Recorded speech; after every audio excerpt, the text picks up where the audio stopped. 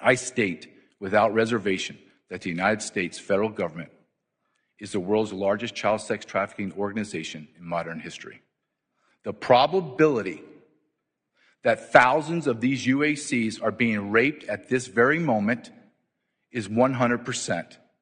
Chairman Higgins, Ranking Member Correa, Chairman Bishop, Ranking Member Ivey, and the members of the subcommittee, I appreciate the opportunity to speak about the evil of child trafficking caused by the open border policies under President Joe Biden and his administration. I served in the United States Border Patrol for 24 years until I retired as a Deputy Patrol Agent in charge in San Diego sector. I worked under 5 presidential administrations, and only one president secured the border, President Donald Trump. Border Patrol agents went from working and being supported by the greatest border president in American history to the worst, President Joe Biden. My last year in the Border Patrol was Joe Biden's first year in office. On his first day in office, I watched in disbelief as 94 executive orders cascaded down from Washington, D.C., obliterating every immigration policy that had been provided the most secure border in America's history. Border Patrol agents were forced to carry out unconstitutional orders that violated every law in the Immigration Nationality Act. President Biden, through Department of Homeland Security Secretary Alejandro Mayorkas, created policy out of thin air, ignored federal immigration law, and facilitated the largest mass invasion into America that the world has ever seen. The United States of America will have spent hundreds of billions of dollars in 4 years to fund the needs of over 50 million illegal aliens that populate our nation. Between 1 in 6 and 1 in 7 residents in America is an illegal alien. America has suffered the greatest demographic shift in modern history. After serving in the United States Border Patrol for 24 years, spending a year researching and writing a best-selling book entitled Invaded, The Intentional Destruction of the American Immigration System, and filming 2 documentaries, I state with complete certainty that Biden, Harris, and Mayorkas intentionally, strategically, and purposely weaponized illegal immigration and used it as a tool to fundamentally transform America. Inside this invasion, the unspoken evil of child trafficking, and more specifically child sex trafficking, has flourished.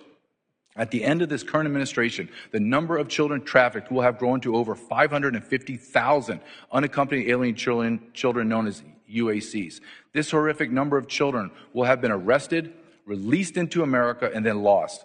To put this into context, during President Trump's last year in office, Customs and Border Protection arrested 30,557 UACs who were accounted for and not lost. Conversely, in the first year of Biden's presidency, CBP arrested 147,975 UACs, most of which are unaccompanied for and lost.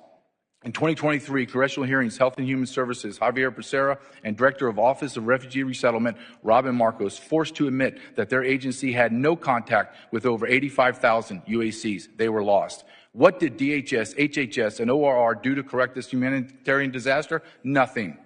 In fact, all 3 agencies created further policies and procedures to increase the efficiency of moving UACs from the border to the interior of the United States to unknown and unvetted sponsors. Unaccompanied alien children were being handed off to total strangers. Then they disappeared into the darkness of labor and sex trafficking. In fact, a year later in August of 2024, the Inspector General with oversight over DHS issued a report stating the number lost UACs was not 85,000, it was over 320,000.